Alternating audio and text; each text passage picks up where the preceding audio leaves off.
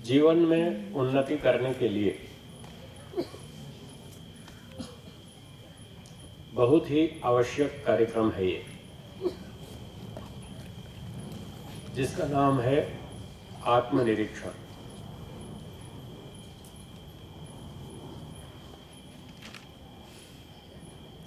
इसका अर्थ है अपना निरीक्षण स्वयं करना।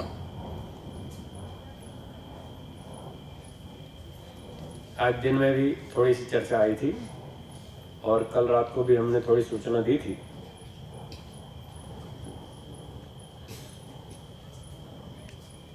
कि रात को सोने से पहले आत्मनिरीक्षण अवश्य करना चाहिए। अर्थात सुबह से रात तक हमने क्या क्या गलतियां की, क्या क्या भूलें हुई, अपना निरीक्षण परीक्षण स्वयं करें। इसका संकेत वेद आदि शास्त्रों में मिलता है। यजुर्वेद के एक मंत्र में कहा है 40वें अध्याय में, ओम क्रतो स्मर। आप भी बोलेंगे, ओम क्रतो स्मर, क्लिबे स्मर, क्लिबे स्मर, कृतम स्मर, कृतं स्मर। इस मंत्र का जो अभी तीसरा वाक्य खंड हमने बोला, कृतम स्मर, इसका अर्थ होता है कि जो हमने कर्म किया, कृतम माने जो किया, जो कर्म हमने किया उसका स्मरण करो, उसका चिंतन करो, उसका विचार करो। हमने क्या किया, ठीक किया या गलत किया। तो इस मंत्र के इस खंड में आत्मनिरीक्षण का संकेत मिलता है कि हर व्यक्ति अपने अपने कर्मों का चिंतन करे, स्मरण करे, देखे, विचार करे, मैंने क्या किया। क्यों जानना आवश्यक है? इसलिए कि हमारा भविष्य अच्छा होना चाहिए। ये बात सब सोचते हैं, मेरा भविष्य अच्छा होना चाहिए। सोचते हैं या नहीं? सोचते हैं। सोचते हैं। लेकिन भूतकाल को नहीं देखते कि मेरा भूत मैंने कैसा बिताया। भूत का मतलब भूत प्रेत नहीं वैसा नहीं समझना, वो तो कल्पना मात्र है। ऐसा कोई भूत प्रेत नहीं होता। जैसी लोगों ने कथा कहानी बना रखी है, सीरियल भी आते हैं कई भूत प्रेत वाले, ऐसा कोई भूत प्रेत नहीं होता। भूत का मतलब पास्ट, जो मेरा आज का दिन बीता, कल का दिन बीता, पीछे के दिन बीते, इन दिनों में मैंने क्या ठीक किया और क्या गलत किया, उस पर लोग विचार कम करते हैं और भविष्य को अच्छा बनाना चाहते हैं। ऐसे तो नहीं बनेगा। जो व्यक्ति, एक बहुत अच्छा वाक्य है, बोलिए, जो व्यक्ति अपने भूतकाल से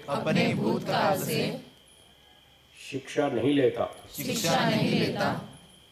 उसका भविष्य उसको अवश्य दंडित करेगा। कुछ समझ में आया? आपने भूतकाल में क्या क्या किया, क्या क्या गलतियां की, अगर उससे आपने कुछ सीखा नहीं तो इसका मतलब क्या हुआ? भविष्य में फिर वही गलतियां दोहराएंगे। अगर पिछली गलतियों से हमने कोई शिक्षा नहीं ली, कोई सुधार नहीं किया, तो वो गलतियां फिर बार बार दोहराएंगे और दोहराएंगे तो उसका दंड मिलेगा, नुकसान उठाएंगे, हानि उठाएंगे। इसलिए जो व्यक्ति अपने भूतकाल से शिक्षा नहीं लेता, उसका भविष्य उसको अवश्य दंडित करेगा। तो लोग चाहते हैं हमारा भविष्य अच्छा हो, सुखदायक हो, सब प्रकार से उन्नति हो, सुख मिले, आनंद मिले, इस तरह से। तो यदि चाहते हैं हमारा भविष्य अच्छा हो तो उसका उपाय है आत्मनिरीक्षण। अपने कर्मों को देखें, क्या किया, कितना ठीक किया, हर रोज करें, हर रोज आत्मनिरीक्षण करें। फिर आगे चल करके हम ये कहेंगे सिर्फ रात को ही नहीं, पूरे दिन आत्मनिरीक्षण करें। और कर्म करने के बाद ही नहीं, बल्कि पहले करें। पहले से सोचें क्या करना है, क्या नहीं करना, पहले से तैयारी करें उसकी। तो जो व्यक्ति पहले से तैयारी करता है वो व्यक्ति बुरे काम से बचता है और अच्छे काम करता है, क्योंकि दंड कोई भोगना नहीं चाहता, दुख भोगना कोई नहीं चाहता। पर ईश्वर का नियम है, गलती करेंगे तो दंड मिलेगा और अच्छा काम करेंगे तो इनाम मिलेगा, दोनों बात पक्की। पर लोगों को क्या चाहिए? फल तो अच्छा चाहिए और कर्म अच्छा करना नहीं चाहते। ये नहीं हो सकता। कर्म करने में व्यक्ति स्वतंत्र है, फल भोगने में स्वतंत्र नहीं है। फल भोगने में परतंत्र है। जैसा कर्म किया वैसा ही फल भोगना पड़ेगा, उसमें आपकी मर्जी नहीं चलेगी। कर्म फल का विषय बहुत जटिल है, कठिन है और लंबा है। कल हम इस पे बात करेंगे, मुझे सुबह याद दिलाइएगा। कर्म फल को शुरू करेंगे, बहुत आवश्यक है ये जानना।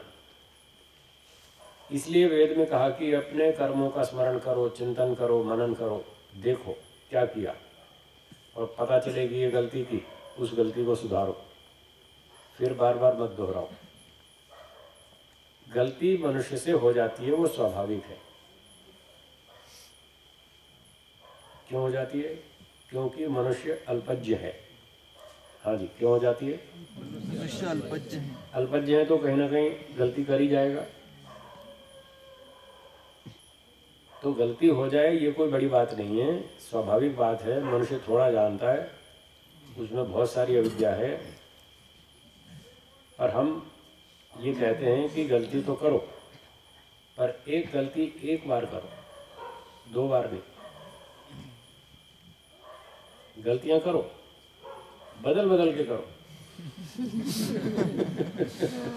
बदल बदल के गलतियां करो, एक ही गलती बार बार रिपीट मत करो।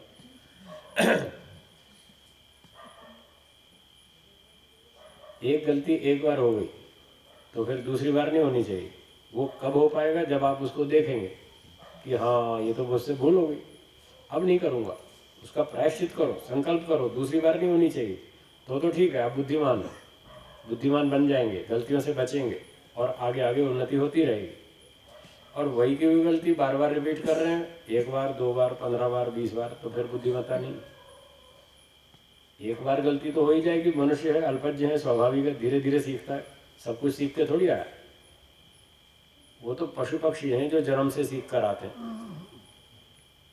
उनको सारे जीवन में क्या करना, कैसे करना, भगवान उनको जन्म से सिखा कर भेजता है। पशु पक्षियों को आप 10 दिन के कुत्ते का पिल्ला हो छोटा, उसको पानी में डाल दो, तैर जाएगा। गाय का बछड़ा हो 10 दिन का, उसको पानी में डाल दो, तैर जाएगा।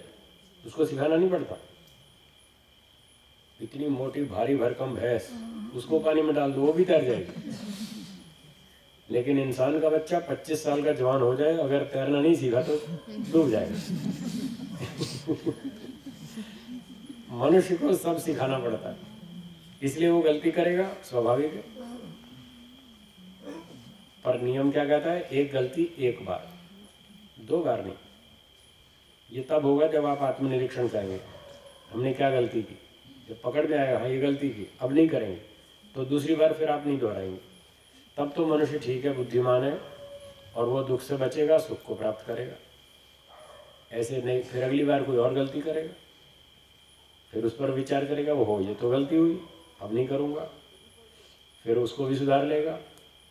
फिर तीसरी बार और कोई गलती करेगा। जैसे जैसे आगे नए नए क्षेत्र आएंगे, गलतियाँ होती जाएंगी, कोई चिंता नहीं है।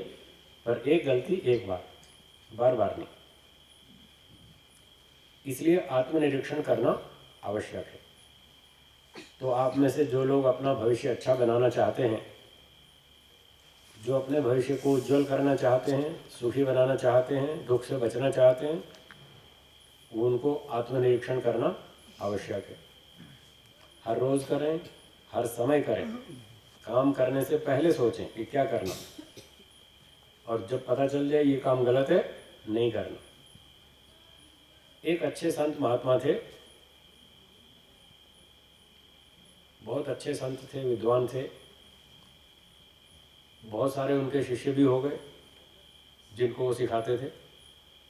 एक दिन उनके कुछ शिष्यों ने पूछा, गुरुजी आप इतने विद्वान हैं, इतने बुद्धिमान हैं, इतने परोपकारी हैं, आप में ये सारे गुण कैसे आए? आपके गुरुजी कौन? हम ये जानना चाहते हैं, आपके गुरुजी कौन? तो उन्होंने कहा कि संसार भर के जितने मूर्ख लोग हैं वो सारे मेरे गुरु हैं। समझ में आई? संसार भर के जितने भी मूर्ख हैं वो सब मेरे गुरु हैं। तो उनके शिष्यों ने पूछा, गुरुजी बात समझ में नहीं आई, ये मूर्ख लोग आपके गुरु कैसे हैं? थोड़ा खोल के समझाइए। तो उन्होंने गुरुजी ने समझाया, देखो जो संसार के मूर्ख लोग हैं ना, वो जो काम करते हैं मैं वो काम नहीं करता। बस मैंने उनसे सीख लिया, ये मूर्ख लोग ये गलती करते हैं, मैं नहीं करूँगा। तो मुझे कितना अच्छा सीखने को मिला। तो मेरे गुरु हुए कि नहीं हुए? इससे पता चलता है जो सीखने की वृत्ति रखता है, जिसकी इच्छा है सीखने की, वो मूर्खों से भी बहुत कुछ सीखता है। और बुद्धिमानों से तो सीखता ही है, बुद्धिमानों से तो सभी सीखते हैं। इसलिए हमको सीखने की वृत्ति बनाए रखनी चाहिए। इस वृत्ति से हमारा ज्ञान विज्ञान बढ़ता है, हमारा विकास होता है, हमारी गलतियाँ छूटती जाती हैं और अच्छे अच्छे गुण हम सीखते जाते हैं। तो किसी अच्छे विद्वान को देखो, बुद्धिमान को देखो, धार्मिक व्यक्ति को देखो, तो उससे भी सीखो, अच्छी अच्छी चीज़ उससे सीख लो। जो अच्छे काम वो करता है उसकी नकल करो। और कोई व्यक्ति ऐसा लगे कि ये तो गलती कर रहा है, ये तो मूर्ख आदमी है, तो उससे भी सीखो। इतना कहकर मत छोड़ दो कि ये तो मूर्ख है, इतना कहकर मत छोड़ दो। आपने देखा कि ये गलती कर रहा है और ये मूर्खता है, तो कम से कम मैं ये गलती नहीं करूँगा, ऐसा हमें उससे भी सीखना चाहिए। तब देखिए हमारा भविष्य बहुत अच्छा होगा। आपने देखा है सड़क पर लोग कचरा फेंकते हैं, रेलगाड़ी में, बस में, सिंग चना खाएंगे, मूंगफली, वहीं कचरा फैला देंगे बस में, देखा है? ये अच्छी बात है, ये खराब बात? खराब बात है ना। और कईयों को आपने देखा होगा मूंगफली खाते, छिलका फेंकते, और आपने देखा होगा और ये स्वीकार किया होगा, महसूस किया होगा कि कितनी गलती कर रहा है, बस में कचरा फैलाता है, इसको इतनी सभ्यता नहीं। ऐसा भी शायद आपने सोचा होगा उसको देखकर। पर क्या आपने ये संकल्प किया कि हम बस में कभी कचरा नहीं फैलाएंगे? कभी संकल्प किया कि नहीं किया? नहीं किया। कुछ लोगों ने किया, कुछ ने नहीं किया। तो उस व्यक्ति से ये सीखना है कि ये गलती कर रहा है, मैं ऐसी गलती नहीं करूँगा। सड़क पर चलते चलते थूक देते। अभी मैं परसों अहमदाबाद से चला रात को ट्रेन में बम्बई आने के लिए, तो देखा दो पुलिस वाली महिलाएं, लेडीज पुलिस, वो आ रही थी प्लेटफॉर्म पर, और उनमें से चलते चलते एक पुलिस वाली महिला ने थूक दिया वहीं प्लेटफॉर्म के ऊपर ही। मैंने कहा जब पुलिस वालों का ये हाल है तो फिर जनता को तो क्या कहें। जो जनता के रक्षक हैं, जो उनको गलती करने से बचाते हैं, जो गलती करने से रोकते हैं, वो खुद ही ऐसे थूकते हैं प्लेटफॉर्म के ऊपर चलते चलते, तो और लोगों से तो क्या उम्मीद करेंगे कि वो सभ्यता का पालन करेंगे। ये परसों रात की घटना मैंने स्वयं देखी अपने आप से। तो आप भी देखते हैं, हम भी देखते हैं, बहुत सारे लोग दुनिया में देखते हैं लोग गलती कर रहे हैं। जब आप किसी को गलती करता देखें तो उस समय देखकर उससे ये सीखना चाहिए। अगर आप पहले से नहीं जानते तो उससे सीख लें, और अगर पहले से जानते हैं तो रिवाइज कर लें, उसको पक्का कर लें कि हाँ ये व्यक्ति ने गलती की, मैं ऐसी गलती नहीं करूँ। इस तरह का हमको संकल्प करना चाहिए। तो हमारे अंदर बहुत सारे गुण आएंगे और बहुत सारे दोष छूट जाएंगे। जो कोई व्यक्ति अच्छा काम कर रहा है उसको देख करके अपना लेसन रिवाइज करें, ये बहुत अच्छा काम कर रहा है, ये बहुत बढ़िया आदमी, मैं भी ऐसा करूँगा। अच्छे कार्यों की नकल करें और बुरे कार्यों से बचने का प्रयास करें। तो जो व्यक्ति आत्मनिरीक्षण करता है वो इस तरह की बात सोच सकता है और इस तरह के काम कर सकता है, उसका भविष्य बढ़िया है, उसका भविष्य उज्ज्वल है। तो इतनी बात सुनने के बाद कुछ मन में विचार हुआ आत्मनिरीक्षण करने का? कुछ हिम्मत आई? हाँ, तो महर्षि दयानंद जी ने लिखा है सत्यार्थ प्रकाश में, आत्मनिरीक्षण करें। कैसे करें? अपने दोषों को छोड़ें और गुणों को धारण करें। कैसे छूटेंगे दोष, उसके बारे में एक पद्धति बतलाई। उन्होंने लिखा है कि जब तक व्यक्ति अपना दोष दूसरों के सामने कहता नहीं, दोहराएंगे, क्या बोला?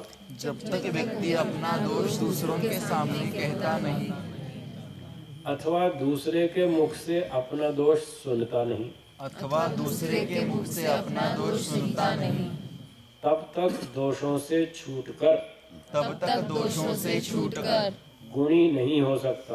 गुणी नहीं हो सकता। देखो, दोष छुड़वाने के लिए क्या लिखा है?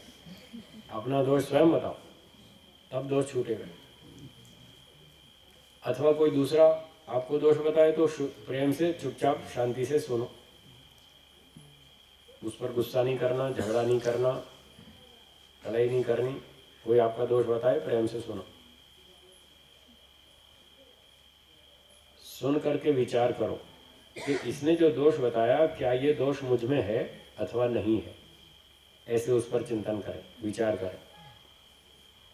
अगर ऐसा पता चले कि हाँ हाँ ये दोष तो मुझ में है, जो मेरे साथी ने, सामने वाले व्यक्ति ने मुझे दोष बताया, यदि वो दोष मुझ में है ऐसा आपको समझ में आए तो उस दोष को दूर करें, उस पर गुस्सा नहीं करें, झगड़ा नहीं करेंगे। देखो हमारे दोष बताता है। आजकल लोग तो ऐसे ही झगड़ा करते हैं, कोई किसी का दोष बताए तो झगड़ा करते हैं, उसको अपना अपमान समझते हैं कि इसने मेरा अपमान कर दिया, मेरा दोष बताया। ऐसे उन्नति नहीं होती। उन्नति करने के लिए दोषों को सुने, प्रेम से सुने और विचार करें। वो आपका दोष बता रहा है, आपका दोष दूर करना चाहता है, वो तो आपकी सफाई करना चाहता है। सफाई करने वाला अच्छा होता है या कचरा फैलाने वाला? सफाई करने वाला। तो सफाई करने वाला तो अच्छा आदमी है, आपकी सफाई कर रहा है, आपके दोष दूर करना चाहता है, इसलिए बता रहा है कि भाई देखो देखो। अच्छा देखिए, मान लीजिए आपके यहाँ मुंह पर कुछ काला काला लगा हो, कोई कालिक से लग गई हो, तो आपको अपनी शक्ल दिखती है क्या स्वयं? नहीं दिखती ना, सामने वाले को दिखती है। और हमारे मुंह पर अगर कुछ काला काला लगा है और सामने वाला कहे भाई तुम्हारे मुंह पर कुछ काला लगा है, इसको साफ कर लो, तो वो आदमी अच्छा है कि खराब है? अच्छा। तो फिर वो तो अच्छा आदमी है जो हमारी सफाई करना चाहता है कि अपना मुंह साफ करो, काला काला लग रहा है। तो कोई व्यक्ति हमारे दोष बताता है, उसको प्रेम से सुने, वो अच्छा आदमी है, हमारे दोष को दूर करना चाहता है, तो आराम से, प्रेम से, श्रद्धा से उसकी बात सुने, उस पर गुस्सा नहीं करें, झगड़ा नहीं करें और विचार करें कि जो दोष बताया गया वो दोष मुझ में है अथवा नहीं। अगर है तो दूर करें और अगर नहीं है तो फिर चिंता क्या? कोई बात नहीं। फिर 3 शब्द बोलो, कोई बात नहीं। कोई बात नहीं। बता दिया, कोई बात नहीं। जब दोष तो है ही नहीं, फिर टेंशन का आएगी। दोनों परिस्थितियों में झगड़ा नहीं करना, दुखी नहीं होना, गुस्सा नहीं करना, शांति से रहना। अगर दोष है तो दूर करो और नहीं है तो कोई बात नहीं, दोष तो है ही नहीं, फिर टेंशन का आएगी। तो इस प्रकार से हमको सोचना चाहिए और अपना दोष बताना चाहिए दूसरे को। जब तक अपना दोष बताएंगे नहीं वो छूटेगा नहीं। पर एक प्रश्न है, किसको बताना चाहिए? सबको नहीं बताना चाहिए, ध्यान रखना। दूसरे लोग आपका दुरुपयोग करेंगे। कई लोग आपके दोष को जान लेंगे ना तो उसका दुरुपयोग करेंगे, मिसयूज करेंगे, आपको ब्लैकमेल करेंगे। इसलिए जो खराब लोग हैं उनको नहीं बताना, किसी अच्छे व्यक्ति को बताओ जो आपका हितकारी हो, आपकी उन्नति चाहता हो, आपसे सहानुभूति रखता हो। ऐसे व्यक्ति को बताओ जिस पर आपको विश्वास हो कि ये व्यक्ति हमारा दोष जानकर हमको दोष से बाहर निकालेगा, हमारी समस्या को सुलझाएगा, कुछ हमारा लाभ करेगा। ऐसे व्यक्ति को दोष बताओ। और जिस पर शंका हो कि ये व्यक्ति हमारे दोष को सुनकर दुरुपयोग कर सकता है, उसको नहीं बताना। ठीक है, समझ में आया? तो सबको नहीं बताना। यहाँ जितने लोग बैठे हैं इनमें से तो कोई मिसयूज करने वाला नहीं है ना? नहीं लग रहा है जी? हाँ या ना? ना। हाँ, यहाँ तो मान लो एक का दोष दूसरा जान ले तो कोई उसका दुरुपयोग तो नहीं करेगा, नहीं। फिर तो ठीक है। तो इस तरह से हम अपने दोष बताएं, स्वयं बताएंगे, चिंतन करेंगे, दोषों को पकड़ेंगे, उनको दूर करेंगे, तो हमारी उन्नति निश्चित रूप से होगी। तो अब थोड़ा सा आपसे पूछ लें, आज की दिनचर्या कैसी रही? कुछ हिम्मत आई कि नहीं आई बताने की? आ गई ना? हाँ। हाँ, बहुत अच्छे। तो सामूहिक रूप से हम आत्मनिरीक्षण चलाएंगे। आपको केवल हाथ उठा करके उत्तर देना है। मेरा पहला प्रश्न है, आज सुबह 5 बजे जब घंटी बजी उसके बाद भी कौन कौन लोग सोते रहे, वो हाथ ऊंचा करेंगे जो सोते रहे। ठीक है, अच्छा। इसके बाद व्यायाम की कक्षा में जो जो लोग नहीं आ पाए वो हाथ ऊंचा करेंगे जो व्यायाम की कक्षा में नहीं आए। अच्छा, रोगी थे क्या? कोई रोगी तो नहीं थे ना? हाँ, रोगी हो तो कोई बात नहीं, उनको छूट है जो व्यायाम में नहीं आ पाए, रोगी थे। अगर रोगी नहीं थे फिर तो आना चाहिए। कोई ड्यूटी पर थे काम में? हाँ, ड्यूटी पर थे तो भी छूट है। काम पर थे ड्यूटी पर तो ठीक है, कोई बात नहीं। पर आलस्य के कारण नहीं आए, ठंड के कारण नहीं आए तो गड़बड़, तो वो दोष माना जाएगा। अच्छा, हवन में जो जो लेट आए वो हाथ ऊंचा करेंगे जो हवन में विलम्ब से आए। ठीक है, हवन थोड़ा जल्दी शुरू हुआ समय। हवन का जो समय था 7:30 तक तो आ गए ना? हाँ, समय पर वैसे समय 7:30 तक तो आ गए, मंत्रोच्चार शुरू हो गए। वो कोई बात नहीं, पर 7:30 से लेट तो नहीं आए, फिर ठीक है। वो पहले शुरू कर दिया, वो अलग बात है। हवन का समय 7:30 बताया गया था। 7:30 के बाद जो लेट आए उनको हम लेट मान लेंगे, और जो 7:30 तक आ गए तो ठीक है, कोई बात नहीं। वो यहाँ तो ये अपने गुजरात के लोग बड़े चुस्त हैं ना, एडवांस में चलते हैं। लेट तो कोई कोई होता है, बाकी तो ये एडवांस में चलते हैं। हम कहते हैं 5 बजे उठो, ये 4:30 उठ जाते हैं। आज सुबह भी कोई कोई उठे होंगे 4:30, उठे थे। 5 से पहले कौन कौन उठे आज? 5 से पहले देखो, 5 से पहले उठ गए, हमने तो 5 का टाइम दिया था। तो ये लोग बहुत अच्छे एडवांस चलते हैं, इस मामले में बहुत आगे, पर कहीं कहीं लेट हो जाते हैं। कोई कोई लेट हो जाते हैं, पर अधिकांश लोग ठीक समय पर चलते हैं, बल्कि एडवांस में चलते हैं। ये अच्छी बात है। और उधर जाओ तो कई इलाकों में तो इतने लेट चलते हैं, वो 1-1 घंटा लेट चलते हैं कार्यक्रम। 5 का समय होगा तो 6 बजे, और 7 का समय होगा तो 8 बजे, बहुत लेट चलते हैं। उसमें अच्छा नहीं लगता, मज़ा नहीं आता। तो अगली बात, शाम को ध्यान के समय कौन कौन विलम्ब से आए? ध्यान के समय हैं? आए ही नहीं। अच्छा, जो आए ही नहीं वो हाथ ऊंचा करें। आए नहीं, क्यों नहीं आए? सैर पे गए थे, घूमने चले गए थे। हाँ, हम देख रहे थे आप शाम को, मैंने कहा भी था विश्राम भाई जी को, मैंने कहा ये बच्चे जा रहे हैं, इनको बुलाओ वापिस, ये कहाँ जा रहे हैं? तो विश्राम भाई जी ने कहा हाँ, इनको सबको बताया, आ जाएंगे टाइम पर। ये तो आए नहीं। तो भाई आप लेट आते तो थोड़ी गलती होती, और आप आए ही नहीं तो ये तो ज़्यादा गलती। अब ज़्यादा गलती है तो फिर उसका दंड लो। कुछ है हिम्मत? दंड लेने की हिम्मत है? लगा दे दंड। हाँ, कभी ऐसा ना हो अगली बार शिविर में आओ ही नहीं। तो वहाँ तो दंड मिलता है, हम नहीं जाएंगे, वहाँ तो दंड मिलता है। चलो, आज तो आपको माफ कर देते, दंड नहीं देंगे, पर कल ध्यान रखना है, कल गलती नहीं होनी चाहिए। अच्छा, तो आज भोजन अपनी भूख से किस किस व्यक्ति ने अधिक खाया? स्वाद के कारण अच्छा लगा, स्वादिष्ट भोजन, देखो कितने लोगों ने अधिक खाया है। ठीक है, हाथ नीचे। अच्छा, ऐसे कितने लोग हैं जिन्होंने भोजन थाली में जूठा छोड़ दिया, पूरा नहीं खाया? जूठा छोड़ने वाले कौन कौन है? 2-4 लोग हैं। ठीक है। अच्छा, आज सुबह मौन का नियम का पालन किया या तोड़ा? सुबह तोड़ा। किस किसने तोड़ा? सबने तोड़ा। ये गड़बड़, ये गड़बड़। देखा आप, एक दिन भी मौन का नियम का पालन नहीं कर पाए। देखिए, इससे पता चलता है ना हमारी बोलने की आदत कितनी अधिक है। अच्छा, दोपहर में 1 से 3 मौन का था ना, उस समय किस किसने नियम तोड़ा? दोपहर में सबने तोड़ा। क्या बात है, विश्राम नहीं किया क्या? स्विमिंग कर रहे थे, थोड़ा किया, बातें करते रहे? नहीं, विश्राम हाँ। हम लोग स्विमिंग कर रहे थे। स्विमिंग कर रहे थे? कहाँ पर? पूल में। इसमें। और क्या बातें की दोपहर में? मौन तोड़ा, थोड़ा विश्राम किया, थोड़ा किया, और फिर थोड़ी बातें की। ठीक है। अच्छा।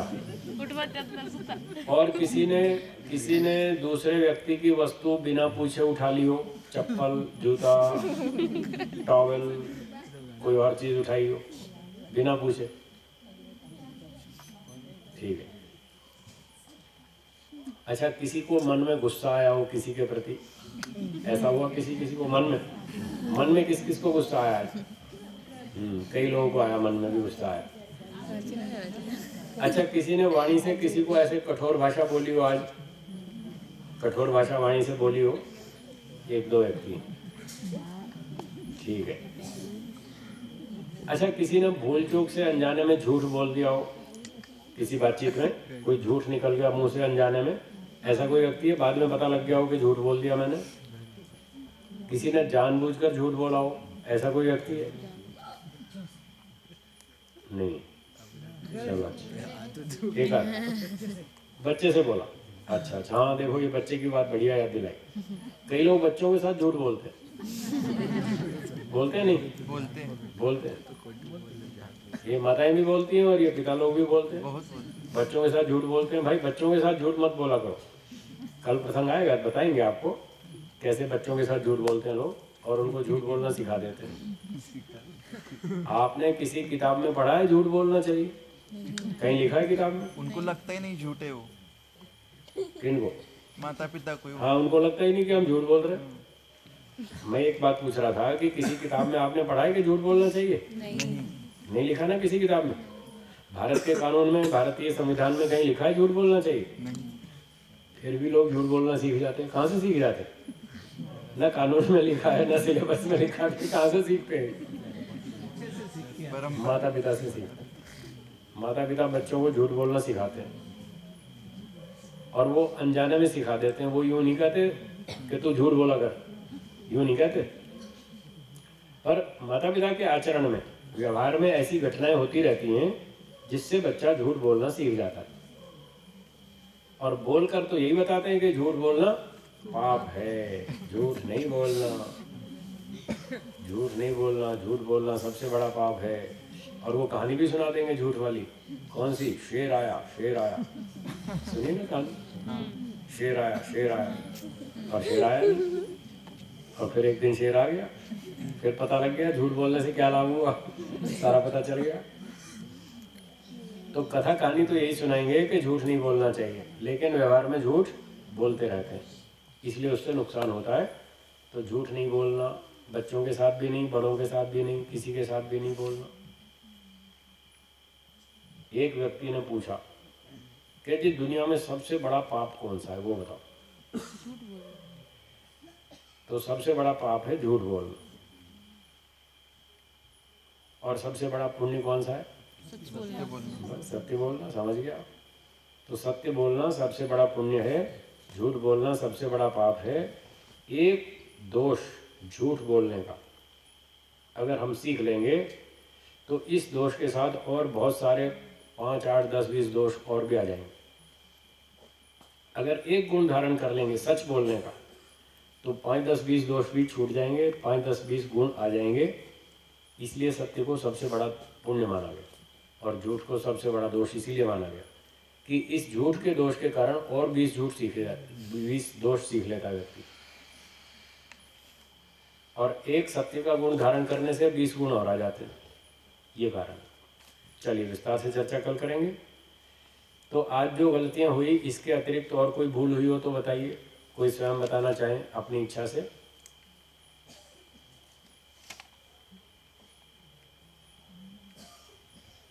ठीक है। तो रिकॉर्डिंग करना था मुझे, पर वो उधर में चला गया। हाँ कोई बात नहीं, वो तो दुर्घटना के कारण हुआ, चलेगा। तो आज जो गलतियां हुई, क्या आपको ऐसा लगता है कि ये गलतियां हुई? हाँ। आप इन गलतियों को गलती मानते हैं या नहीं मानते? मानते हैं। हाँ जी, मानते हैं। आप ऊपर से शब्दों से नहीं, मन से, दिल से बताओ कि गलती हुई कि नहीं हुई। अपने दिल से स्वीकार करो गलती हुई। आज मौन तोड़ा, गलती हुई कि नहीं हुई? हो गई। अच्छा, कल दोहराएंगे कि नहीं दोहराएंगे? ट्राई करेंगे, कोशिश करेंगे दोहराने की या रोकने की। रोकने की। हाँ रोकने की, फिर ठीक है। तो मैंने कहा था ना, एक गलती 2 बार नहीं, एक गलती 1 बार। आज जो गलतियां की, कल ये गलतियां नहीं दोहराना, तब तो आप बुद्धिमान हैं। पता चलेगा कल कितने बुद्धिमान है। स्वामी जी, हाँ, बोलिए। छोटी बच्ची है ना, हाँ। मुझे ये क्या है ये क्या बहुत बार बुलाती रही ठीक मौन है। के समय में। हाँ, तो वो कोई बात नहीं, उसके लिए आपको छूट है। उसको भी प्रयास करें समझाने का। छोटा बच्चा नहीं समझता तो उसको तो जवाब देना पड़ता है।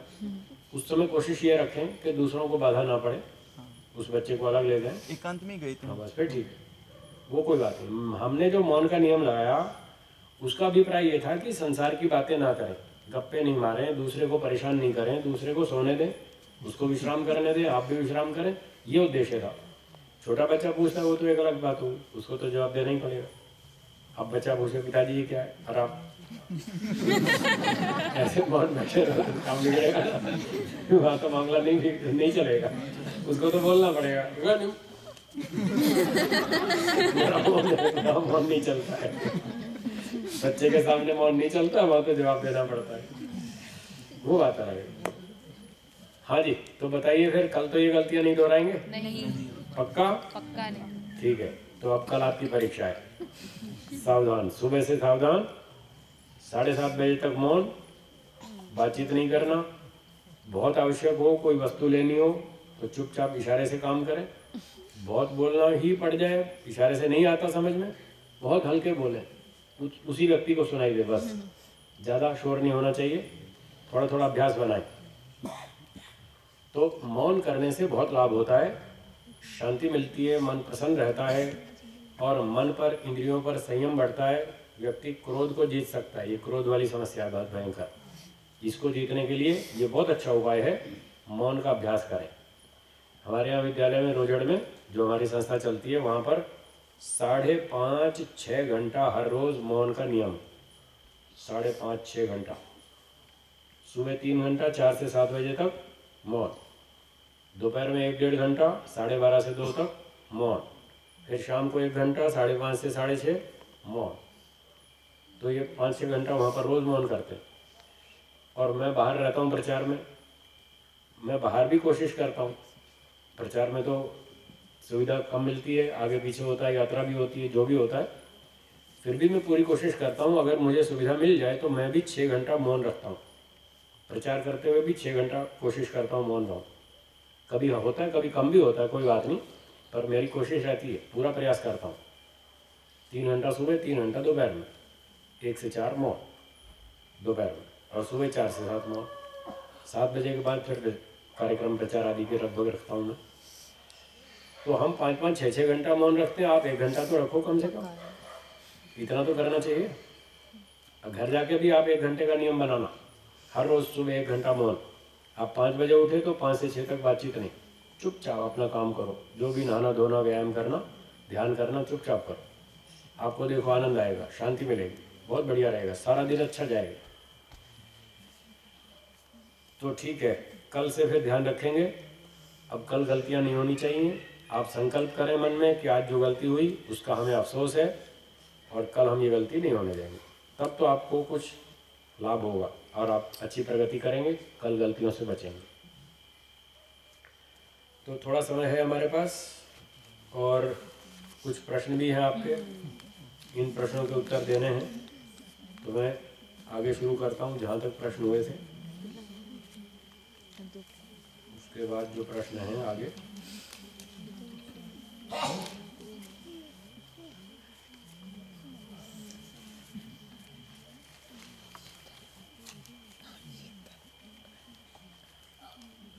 एक प्रश्न है कि कर्ण वेद संस्कार का उद्देश्य क्या है?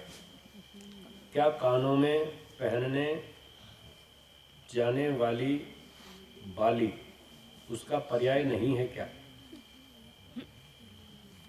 मैंने बताया था ना, कान में बालियां पहनते हैं लोग, शायद उसी पर यह प्रश्न है।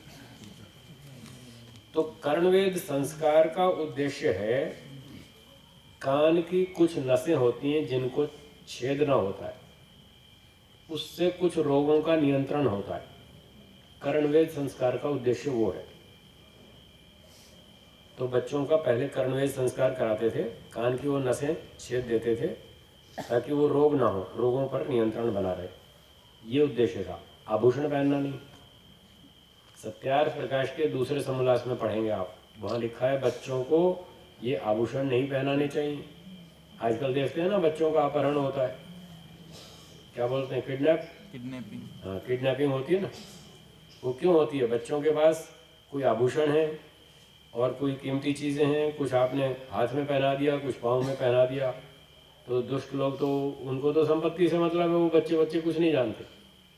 बच्चा हो बड़ा हो तो अब बड़ों के भी कान नहीं छोड़ते, वो आभूषण छीन ले जाते हैं। रोज़ तो अखबार में आते हैं समाचार, कान में से गले में से छीन लिया सोने का हार और ये और वो। आजकल तो सुरक्षित नहीं है ज़माना, इसलिए आजकल ये आभूषण पहनना खतरे वाली बात है। आपके पास संपत्ति है तो अच्छी बात है, उसको संभाल के रखो, सुरक्षित रखो, खामखा दिखाने से कोई लाभ नहीं है। कोई यहाँ अनुशासन और दंड व्यवस्था कुछ ठीक ठाक है नहीं, इसलिए थोड़ा सा सावधानी से चलना चाहिए। तो आभूषण पहनाना बच्चों के लिए अच्छा नहीं है। कर्णवेद का मतलब है केवल रोगों पर नियंत्रण करने के लिए कान को छिद्र करना। और अगला प्रश्न है, वेद दर्शन आदि शास्त्र संस्कृत में है, तो क्या संस्कृत के ज्ञान के बिना मोक्ष की प्राप्ति नहीं हो सकती? अच्छा ये बताइए, अंग्रेजी सीखे बिना क्या कंप्यूटर सीख सकते हैं? भारत में तो नहीं है, भारत में नहीं सीख सकते, तो अंग्रेजी सीखनी पड़ेगी। तो जैसे कंप्यूटर विद्या इंग्लिश में है और कंप्यूटर सीखने के लिए इंग्लिश सीखनी पड़ती है, तो मोक्ष की विद्या संस्कृत में। आपको मोक्ष में जाना है तो संस्कृत पढ़नी पड़ेगी, सीधी सी बात। जो विद्या जिस भाषा में है उस विद्या को सीखने के लिए वो भाषा भी सीखनी पड़ेगी। अगर उस भाषा को सीख करके आप उस विद्या को सीखेंगे तो तेज़ी से सीखेंगे, बढ़िया सीखेंगे और ठीक सीखेंगे। दूसरी भाषा में सीखेंगे तो उतनी अच्छी नहीं सीख पाएंगे, उतनी बढ़िया नहीं सीख पाएंगे, कुछ उल्टा सुल्टा भी सीख लेंगे, कहीं भटक जाएंगे। इसलिए मोक्ष के लिए संस्कृत भाषा तो पढ़नी पड़ेगी। और आप संस्कृत सीख कर जाएंगे तो मुक्ति में लोगों से आपस में बात भी कर सकेंगे क्योंकि मोक्ष में तो एक ही भाषा चलती है, संस्कृत। वहाँ मराठी नहीं चलती है, वहाँ गुजराती, लैटिन, फ्रेंच, जर्मन कोई भाषा नहीं चलती है, वहाँ तो एक ही भाषा चलती है। कौन सी? संस्कृत। बस। पर यहाँ सीख कर जाएंगे तो वो वहाँ काम नहीं आएगी, वहाँ तो भगवान वैसे सिखा देगा। ये तो मैंने मजाक से कह दिया, बाकी वहाँ तो भगवान स्वयं सिखा देगा संस्कृत भाषा, वहाँ संस्कृत में बात करेंगे। पर यहाँ से मोक्ष तक जाने के लिए संस्कृत सीखना जरूरी है, इसके बिना नहीं पहुँच पाएंगे, इसलिए अवश्य सीखें। हाँ बोलिए। हमारे यहाँ महाराष्ट्र में संत ज्ञानेश्वर जी हो गए, जिन्होंने जो ज्ञानेश्वरी लिखी है वो वेद की ही पूरी, उसमें सार वेद का ही है। ठीक बात है। तो वो कोई संस्कृत सीखे जाए ऐसा कोई उसका ये नहीं है, लेकिन वो उनका ये कहा जाता है कि वो इतने विद्वान थे और इतने सत्य मार्ग पे चले कि उनको मोक्ष मिला होगा। ऐसा कौन कहते हैं उनको मोक्ष मिला था? नहीं तो लेकिन उन्होंने जो ज्ञानेश्वरी लिखी है उसमें तो पूरा वेद का ही निचोड़ है। इसका निर्णय किसने किया कि पूरा वेद का निचोड़ है? वो तो गीता का भाष्य है।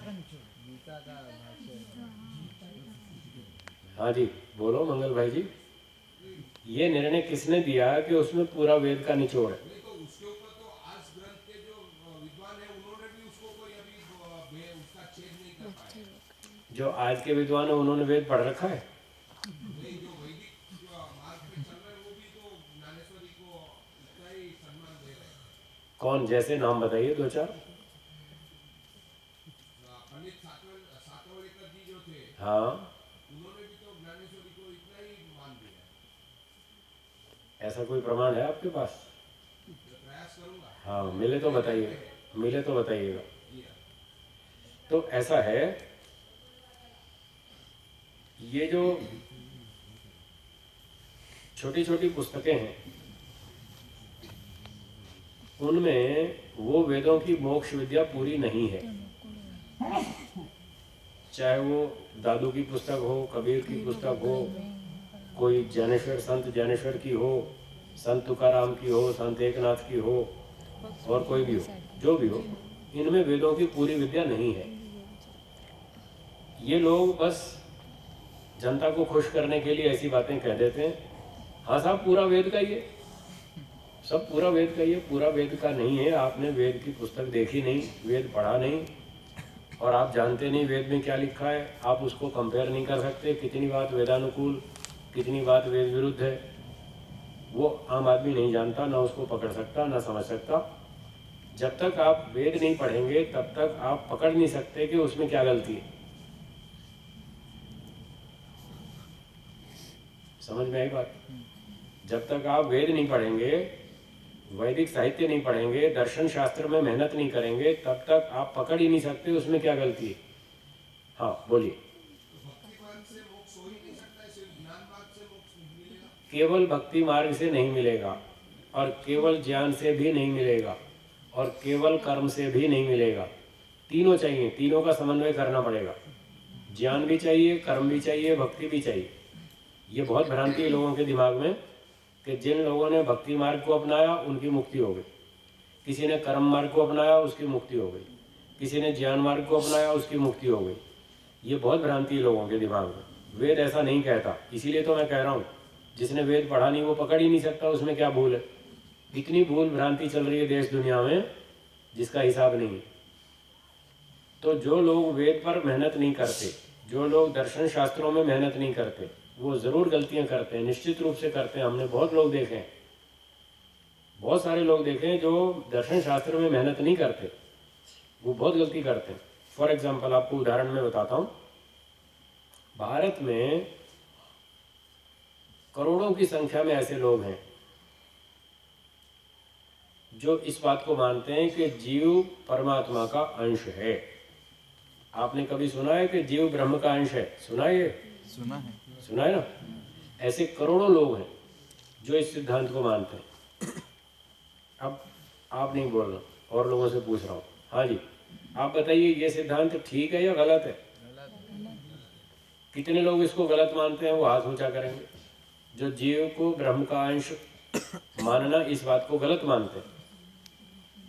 अच्छा, जो इस सिद्धांत को ठीक मानते हैं वो हाथ ऊंचा करेंगे। अच्छा, जिनको समझ में नहीं आया, संशय है, वो हाथ ऊंचा करेंगे। हाँ देखो, बहुत सारों को तो पता ही नहीं। तो अब ये जो सिद्धांत है, जीव ब्रह्म का एक अंश है, इस बात को भारत की 121 यूनिवर्सिटीज में पढ़ाया जाता है। 121 यूनिवर्सिटीज में ये सिद्धांत पढ़ाया जाता है कि जीव ब्रह्म का अंश है। बोलिए। और ये सब वेद के नाम पर, वेदांत के नाम पर, ये सब दर्शन पढ़ने पढ़ाने वाले वो लोग ये सिद्धांत पढ़ा रहे हैं। बताइए क्या जानते हैं वो लोग? उन्होंने वेद नहीं पढ़ा, ठीक ढंग से नहीं समझा, दर्शन शास्त्र को नहीं पढ़ा। इसलिए हम कहते हैं ये छोटी छोटी किताबों को मत पढ़ो, ये आपको मोक्ष तक नहीं पहुंचाएंगी। ठीक है, वो अच्छे लोग थे, संत लोग थे, उन्होंने अपने अपने समय में अच्छा काम किया, जनता को अच्छा रास्ता दिखाया, बुराई से बचाया। हम इसमें कोई दो राय नहीं है, उसमें हम कोई बुरा नहीं मानते। उन्होंने अपने स्तर पर अच्छा काम किया, पर वो अच्छा काम किस लेवल का था ये समझना है। ये समझना है, एक व्यक्ति को जो डिग्री दी जाती है, वो डिग्री यूनिवर्सिटी देवे तो मान्य है या जनता देवे तो मान्य है? यूनिवर्सिटी देवे तो मान्य। यूनिवर्सिटी की दी हुई जो डिग्री है वो मान्य होती है, जनता की दी हुई डिग्री मान्य नहीं होती। अब ये तो जनता ने सब चढ़ा दिया कि हाँ साहब फलाने की मुक्ति हो गई, मीरा की मुक्ति हो गई, काबू कबीर की मुक्ति हो गई, दादू की मुक्ति हो गई। अभी तो जनता का सर्टिफिकेट है, यूनिवर्सिटी का तो नहीं है। तो जो यूनिवर्सिटी प्रमाण पत्र देती है वो मान्य है। अब क्योंकि लोग ना तो दादू की किताब पढ़ते, ना कबीर की पढ़ते, ना दूसरी पढ़ते, पहले तो पढ़ते ही नहीं, और कोई छोटी मोटी पढ़ भी ले तो समझ में नहीं आती, पल्ले नहीं पड़ती। मैं पूछता हूँ कई लोगों से, आपने गुरु ग्रंथ साहब पढ़ा है? बोले हाँ साहब। कि समझ में आया? बोला नहीं साहब। क्या गीता पढ़ते हैं? हाँ साहब रोज पढ़ते हैं। कितनी समझ में आई? साहब समझ तो नहीं आती, बस पढ़ लेते। ना गीता समझ में आती, ना रामायण समझ में आती, ना और कोई हनुमान चालीसा, वो भी समझ में नहीं आता लोगों के। पढ़ते हैं लोग हनुमान चालीसा, समझ में नहीं आता। अच्छा चलो अभी आपकी परीक्षा लेता हूँ। हनुमान जी बंदर थे या मनुष्य थे? मनुष्य थे। अच्छा, जो मनुष्य मानते हैं वो हाथ ऊंचा करेंगे। ठीक है, धन्यवाद। जो बंदर मानते हैं वो हाथ ऊंचा करेंगे। अब डर गए ना ये सारे। और इनके घर में फोटो देखना बंदर वाली मिलेगी, हनुमान जी की फोटो बंदर वाली मिलेगी, देख लेना। है किसी के घर में मनुष्य वाली फोटो हनुमान जी की? है तो हाथ ऊंचा करो। जिसके घर में हनुमान जी की मनुष्य वाली फोटो हो तो हाथ ऊंचा करो। एक भी हाथ ऊंचा नहीं हुआ। मनुष्य वाली है, बहुत अच्छी बात है। फिर तो आपको कहाँ से मिल गई मनुष्य वाली फोटो हनुमान जी की? हाँ जी, रिलेटिव आए थे, वो लेकर वहां से लेकर आए। वो कहाँ रहते हैं वो रिलेटिव?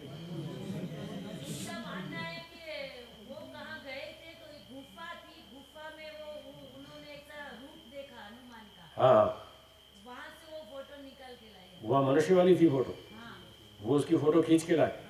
चलो ये तो बहुत अच्छी बात है। देखो एक आध तो मिला हिम्मत वाला जो हनुमान जी की फोटो मनुष्य वाली रखता है। नहीं तो सबके घर में देखो आप, कश्मीर से लेके कन्याकुमारी तक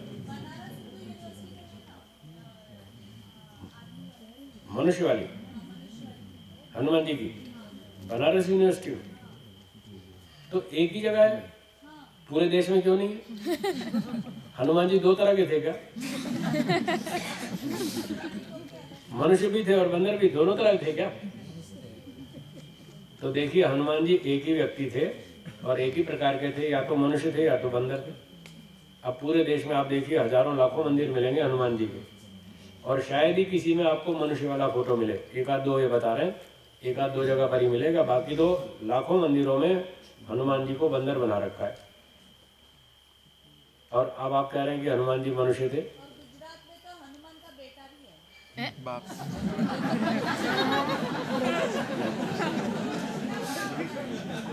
उसकी पत्नी भी है क्या? पत्नी कौन सी है उसकी? हनुमान जी की।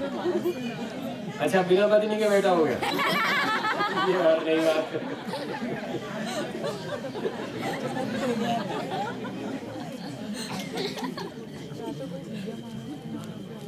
वो ईसा मसीह वाले तो कहते हैं, ईसा मसीह वाले तो कहते हैं कि जो ईसा मसीह थे वो बिना बाप का बेटा था, और हनुमान का बेटा बिना माँ का बेटा है, उसकी माँ ही नहीं। कैसी कैसी बातें अजीब अजीब। तो खैर, कहने का मतलब जब तक लोग वेद नहीं पढ़ेंगे, दर्शन नहीं पढ़ेंगे, तब तक इन भ्रांतियों से बाहर नहीं निकल पाएंगे। इसलिए इन छोटी छोटी किताबों के पीछे ना जाएं, वेद को पढ़ें। असली लिटरेचर, ओरिजिनल जो सिलेबस है वो वेद है। एक सवाल था गुरुजी। हाँ बोलिए। अभी मोक्ष देना नहीं देना ईश्वर के हाथ में है, बिल्कुल। तो हम कैसे जानते हैं कि उन्हें मोक्ष मिला है या नहीं मिला है? हाँ, ये बहुत अच्छी बात है। ईश्वर ने वेद में बता रखी है कसौटियाँ, सिम्टम्स, जिन कसौटियों से हम पहचान सकते हैं कि किस व्यक्ति को मोक्ष मिला, किसको नहीं मिला, हमें कब मिलेगा। वो सब पहचान हम खुद अपनी भी कर सकते हैं, दूसरे की भी। जैसे वेद आदि शास्त्रों में ये लिखा है कि जब जीवात्मा की सांसारिक सुख भोगने की सारी इच्छाएं खत्म हो जाए तब उसका मोक्ष होगा। अभी इच्छाएं तो उस व्यक्ति को ही मालूम रहती है खत्म हुई है नहीं हुई। कोई बात नहीं, उससे हम पूछ भी सकते हैं। आप मुझसे नहीं पूछ लेते? पूछने पर वो सही बताएगा, कैसे बताएगा? अच्छा, तो अभी भी झूठ बोलता है क्या? इतना बड़ा हो के अभी भी झूठ बोलता है? आप अपने पिताजी पर विश्वास करते हैं कि नहीं करते? नहीं, पर सच बताएंगे ऐसा क्या है? मतलब मेरी बात का जवाब दीजिए। आप अपने पिताजी पर विश्वास करते हैं या नहीं करते, या शंका करते हैं? हर बात सच बताएंगे ऐसा कोई जरूरी नहीं है ना। जरूरी नहीं है ना? बिल्कुल जरूरी नहीं है। हाँ बिल्कुल ठीक है। तो उसकी भी परीक्षा होती है। एक व्यक्ति के साथ रहो 15 दिन, महीना, 2 महीना, 4 महीना, 6 महीना, साल भर, 2 साल, उसके साथ रहो, उसका पता चल जाता है ये झूठ बोलता है कि सच बोलता है। नहीं तो फिर आप जैसे बता रहे कि ज्ञानेश्वर जी को नहीं मिला है मोक्ष, तो मतलब कैसे क्या? उसकी कसौटियाँ भी है हमारे पास। एक कसौटी ये है कि जिसका ज्ञान